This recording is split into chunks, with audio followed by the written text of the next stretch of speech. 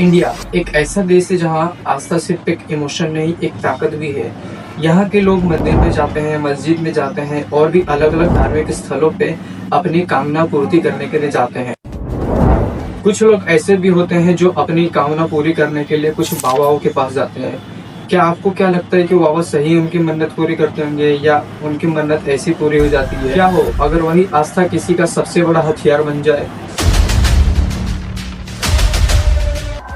क्या हो अगर कोई इंसान भगवान का नाम लेकर उनका पैसा, उनका संपत्ति उनके साथ खिलवाड़ करता? ये कहानी है एक अंधविश्वास की, पावर की, पॉलिटिशियन की और एक ऐसे इंसान की जिसे सच्चाई सुननी पसंद नहीं थी।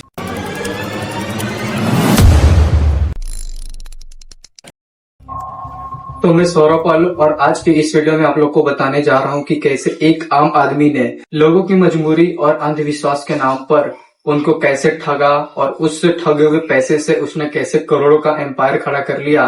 तो आज की इस वीडियो में आपको मैं यही बताने जा रहा हूँ। ये वीडियो आपको बताएगी कैसे एक बाबा लोगों का सपना, उनके नींद और उनके काम कैसे कंट्रोल कर लेते। कई साल पहले एक गांव में एक आदमी का जन्म होता है और वो आदमी एक आम आदमी की तरह लोगों के बीच जाके धार्मिक प्रवचन करता है। उसके बातों में इमोशन और किस तरह से बातें करता है, लोग उसकी बात करने के स्टाइल से अट्रैक्ट हो जाते हैं। किसी को लगता है उसकी बीमारी ठीक हुई, किसी को लगता है उसका धंधा चल पड़ा और यहीं से शुरू होती है एक ऐसी चीज जो बाबा के प्रति लोगों को अट्रैक्ट करने लगा और वो था बाबा के प्रति ब्लाइंड फेथ। टीवी चैनलों पर बाबा को दिखाया जाने लगा, सोशल मीडिया पे उनके बारे में बताया गया, उनके चमत्कारों के बारे में बताया गया और यही चमत्कार बाबा की सबसे बड़ी हथियार बन गए। वो लोगों की पर्सनल प्रॉब्लम सुनता और उन्हें उम्मीद देता और हर बात में कहता कि तुम चिंता मत करो, भगवान सब ठीक कर देगा। और ये बात सुन लोग इमोशनल हो जाते और बाबा के ऊपर और ज्यादा भरोसा करने लगते। अपनी प्रॉब्लम बाबा के पास ले जाते तो उन्हें ऐसा लगता कि बाबा हमारी प्रॉब्लम सुन हमारी प्रॉब्लम में दूर कर देगा। और फिर यहीं से शुरू होता है चमत्कारों का सिलसिला। लोग कहने लगे कि बाबा असली है, इनके पास एक डिवाइन पावर है और यही कमेंट हर जगह दिखने लगा और यहीं से बाबा भगवान बनना शुरू हो जाते हैं। Praise the Savior, praise the light। फिर कुछ सालों में ही एक छोटा सा डेरा एक करोड़ों का एम्पायर बन गया था। Welcome to the ashram. We are honored by your presence. Thank you, Master. It is a blessing to be here. बाबा की जैसे जैसे पॉपुलैरिटी बढ़ती जा रही थी वैसे वैसे उनको प्राइवेट सिक्योरिटीज, उनके पास बड़े बिजनेसमैन आने लगे, नेता आने लगे, सेलिब्रिटी आने लगे, ये सब उनके दरबार में आने लगे।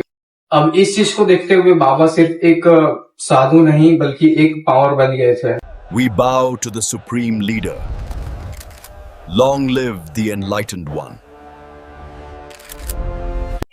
अब यहाँ से बाबा का असली काला सच सामने आता है। लेकिन कैमरा के पीछे एक अलग ही दुनिया चल रही थी। रात होते ही सीक्रेट मीटिंग, केस ट्रांसफर होते।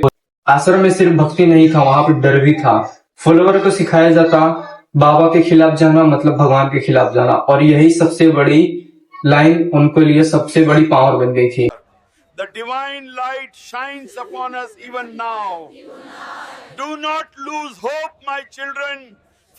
जब पूरा देश चुप था तब एक जर्नलिस्ट ने उस बाबा से एक क्वेश्चन पूछा और यही क्वेश्चन उसके लिए सबसे भारी पड़ गई। जर्नलिज्म को जब इस बात का एविडेंस नहीं मिला कि बाबा कुछ ऐसा करता है तो वो एविडेंस पाने के लिए बाबा के खिलाफ जाने लगा। बाबा के खिलाफ जैसे उसे सबूत मिलता है तो वो और ज्यादा इन्वेस्टिगेशन करने लगता है। वो फॉर्मर फॉलोवर और हिडन कैमरा के जरिए उस बाबा के बारे में और जानने की कोशिश करता है। बाबा के खिलाफ जैसे जैसे उसने इन्वेस्टिगेशन करना चालू किया और जैसे जैसे उसने रिकॉर्डिंग करना चालू किया तो जो वीडियो सामने आया वो सबको शॉक कर दिया। उसने अपने उस वीडियो कैमरा के जरिए पॉलिटिक्स कनेक्शन और एक ऐसा नेटवर्क जिसे देखकर लोग तंग रह गए। They know everything. We have to move the cash now. Breaking news, the dark network has been exposed. How deep does this corruption go? सभी को पता है कि सच के सामने जाओ तो खुद गायब हो जाओ और ऐसा ही उस जर्नलिज्म के साथ होता है। उसे लेट नाइट कॉल्स और अलग अलग कॉल्स आने लगते हैं और उसे धमकाया जाता है। कॉल्स पे आवाजें आने लगती हैं, अब तुम अपना इन्वेस्टिगेशन बंद कर दो नहीं तो तुम गायब हो जाओगे। फिर एक दिन सब कुछ लीक हो गया। हिडन कैमरा से जो वीडियो बनाया गया था वो भी लीक हो गया। मीडिया में हंगामा मचने लगा। जिसे लोग बाबा मानते थे, अब वो एक नेशनल स्कैंडल बन चुका था। वो सबसे ठगी करता, सबको झूठे झूठे विश्वास दिलाता। Is it true you fled the country? He is innocent. It's a conspiracy. How could he do this to us? लेकिन असली सवाल ये नहीं है कि कोई भी फेक बाबा बन जाता है। असली सवाल ये है कि हम किसी से सवाल क्यों नहीं करते, उन पे आंख बंद करके भरोसा क्यों कर लेते हैं। ये सबसे बड़ी आज की समाज की क्वेश्चन है, जिससे हमारे आजू बाजू में समाज में फेक बाबा बनते जा रहे। क्योंकि जब लोग सोचना बंद कर देते हैं, इसी सोच का फायदा उठा के गवर्नमेंट बना जाता है और ऐसे लोग फेक बाबा भी बन जाते हैं।